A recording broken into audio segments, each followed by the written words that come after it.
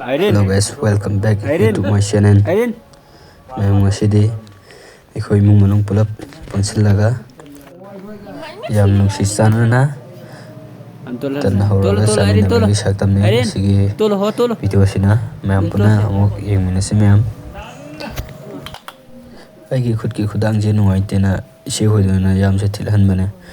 ise hoi thilene yango angang sina yawra thipani tawris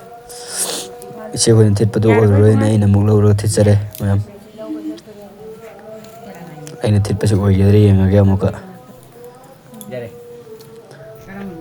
tare yam diman jele ko thiplo iramina tan ho pa yabagi fibam dele jele hojik aroi bi thadana mutun thitsage